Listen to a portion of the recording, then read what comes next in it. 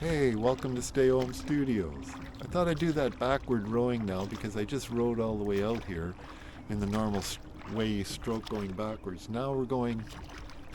I'm going backwards, but the boat was going forward with the pointy bit and the bow. And now the stern is plowing through the water, but I'm not going fast. I'm just exercising a different set of muscles.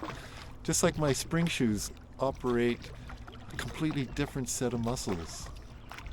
Where regular shoes or bare feet, completely different experience than spring shoes. But they're both building new muscle.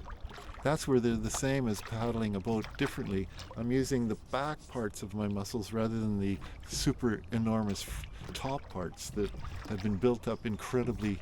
No, they're just regular rowing muscles. But might as well balance them out, don't you think? By taking a deep breath in with me after a minute of listening to me tell you all about rowing, and hoping you're calming down a bit more, a bit more. Letting a yawn come on as we head on home. It's time to take ourselves to relax and feel better than we did before. Traveling over the water really lets go of all your tension. Touching the water, you get extra grounded, especially in water like this because it's spring fed. If you know anything about spring fed, no rivers, it's super clean. And we just got new sand put on the beach today. They're going to probably spread it tomorrow, and I'll take a film of it. I got a little film of them dumping it, which is kind of boring, but I was there just in time before leaving off for Victoria, so I was really pleased that I got to be there for another pour of the sand. It's a really important part of the May long weekend is getting the new beach sand for the kids to play in. They put so much sand on this beach, and every year they have to put new truckloads of sand because the rains through the winter and the kids in the summer push it all into the water, so they've got heaps of sand when you're walking in the water.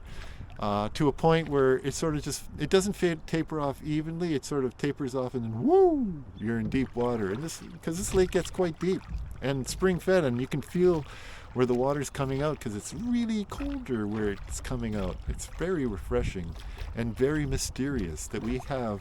Nature is amazing. We have water coming from the ground, and then it fills up this hole. How did this hole get here? And was it a meteorite and then they grew some trees around it?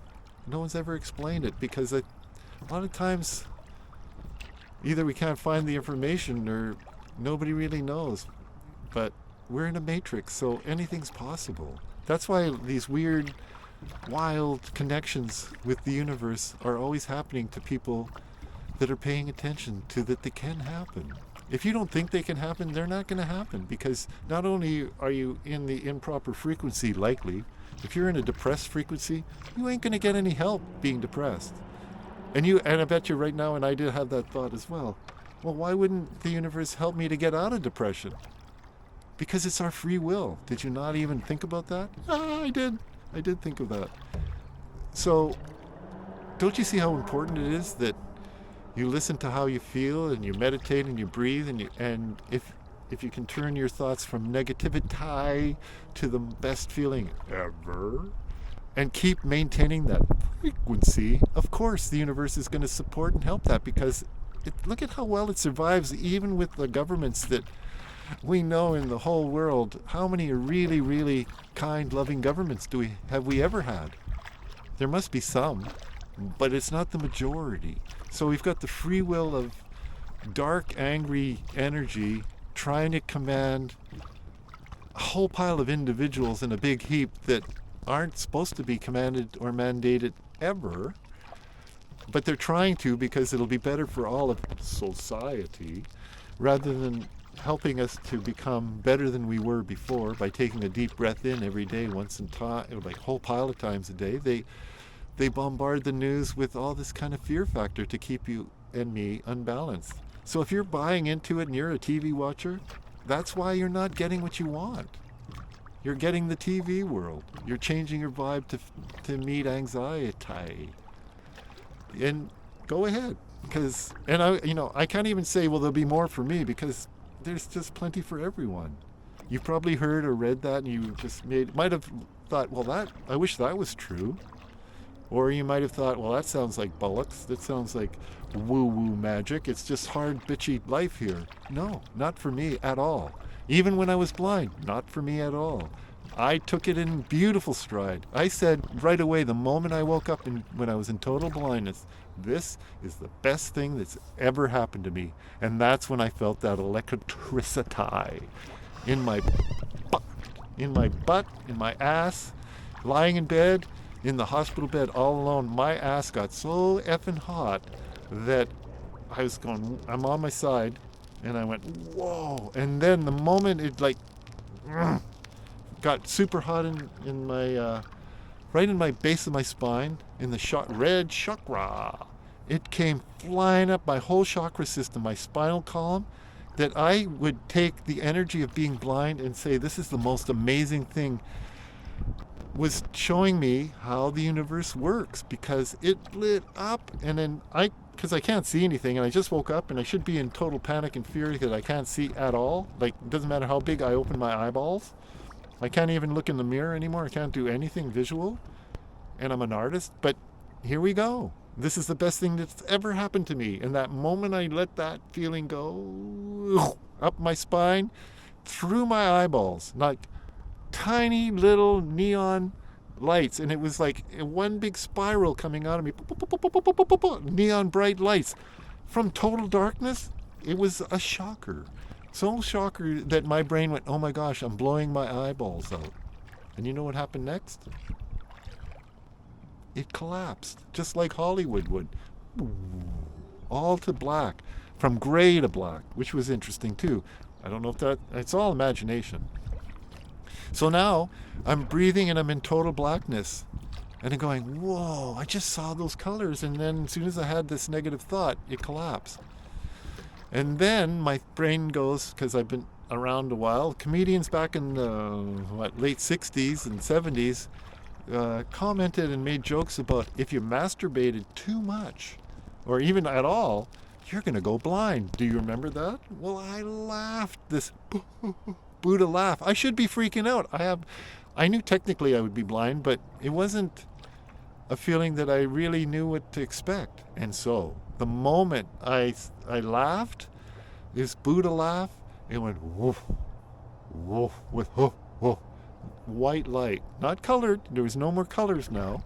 It was this beautiful, like this kind of white, but like totally timed. Being a musician, I noticed that it was totally timed to my laughter. So I'm causing the light show, both with the spiral, with the thought, and now with my sense of humor and this gentle way of being, was giving me a light show that was very comforting. I'm all alone and watching this light show with each laugh and each feeling of bliss, while I should be freaking out. So if you can ever turn around your feeling of panic, don't panic.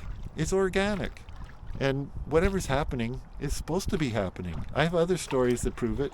That's just one of them that I love to share with you so that I will never forget it.